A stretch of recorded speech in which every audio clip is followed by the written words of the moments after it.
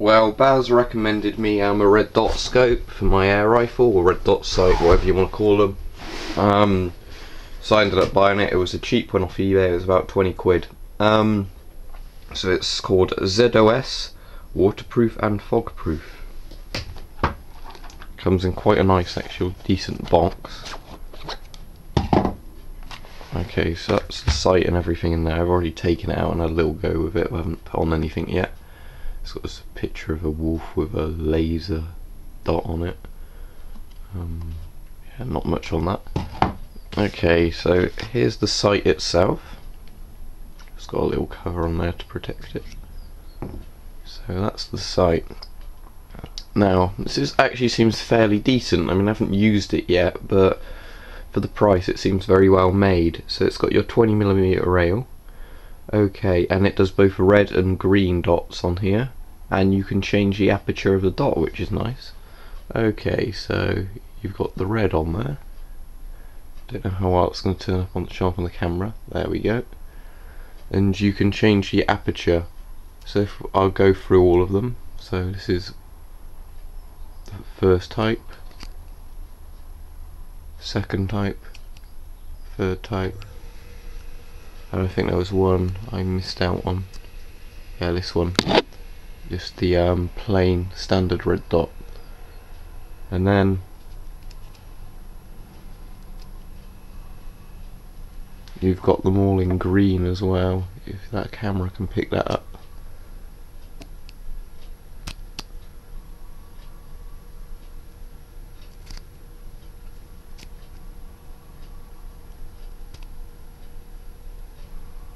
So it seems fairly decent, and it's just the laser projects from inside the housing onto the screen to make the dot. Also inside the box they provided some instructions, a free battery, which is nice because there's already a battery in there, so you get 2 batteries for it. Obviously silica gel, and an Allen key, and this will be for adjusting the zeroing on it and fitting it to the air rifle itself, or whatever you're attaching it to. Right, so I'm going to fit it onto the air rifle and we'll see how it looks with the red dot on rather than the scope. There we are. Seems nice and compact on the rifle. I might have to move it forwards if it's a bit too close to my eye there, but that looks like that's a good position on it. Plenty of room from the stock to that. What I'm going to do is just try using it with the standard zeroing, and if that's no good then I'll begin adjusting the zeroing. But I'm just going to try it in case it's good out of the box, which would be nice. Right, we'll be using the rifle from about 10 yards away to zero it, as it's a red dot rather than the scope. I'd rather do it from a closer range. And to zero it, we've just got a piece of cardboard where I've put a red circle in the middle of it, and then obviously I'll try and keep adjusting the red dot to get it closer and closer to that circle when I shoot. Right, let's test it and see if it's any good.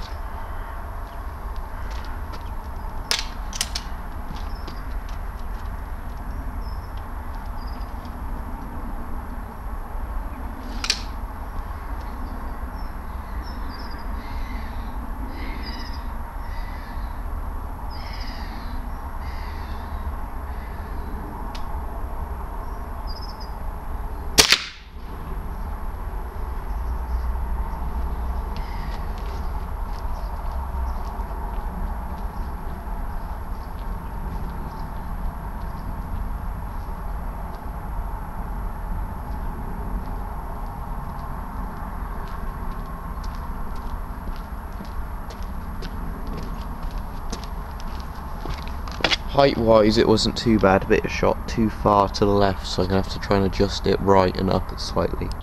Now here are the results of the morning zeroing.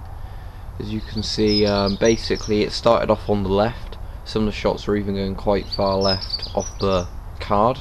Then as I slowly zeroed it, it got closer to the middle. The first few shots are the really high ones. Then I zeroed it down and I got some ones that were a bit too low, and as I zeroed it closer they've been getting closer and closer to red dot. Still not perfect yet. I probably need to adjust it up again slightly, I think, but I think it's about right, at least horizontally. The only issue is of course that I think a lot of it's down to human error as well, so you're never going to get it perfectly precise because you can never keep the rifle steady. I know not a lot of people when they zero it keep it, you know, deployed or whatever, or resting on something, but I was just trying to do it, zeroing it roughly for freehand, because that's how I'll be using it when I use it. So what we'll do now, just to test it zeroed okay-ish, I'll get a load of cans out and whatever, and we'll shoot them and see what happens. Alright, as you can hopefully see, we've got a selection of plastic things and cans and everything, and I'm just going to start shooting at them with the air rifle, and hopefully the scope will, not the scope, the red dot sight will stay consistent enough to be able to hit all of them at different ranges. So let's try it out.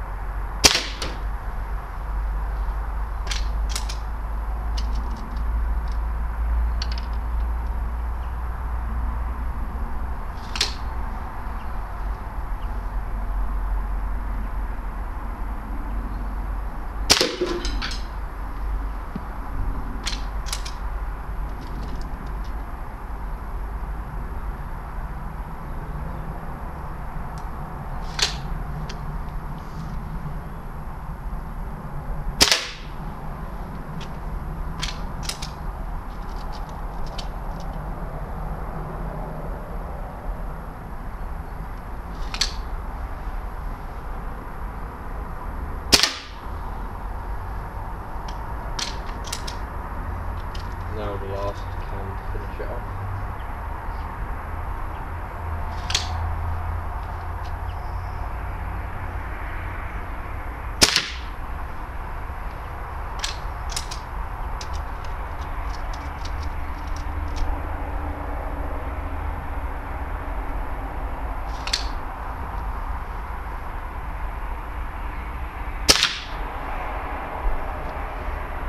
I think that's going too low, but I can't quite work out where the pellet's going.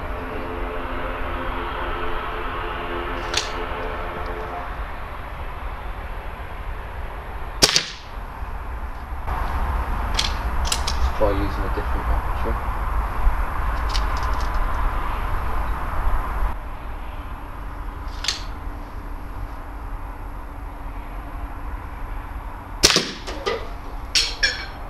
There we go.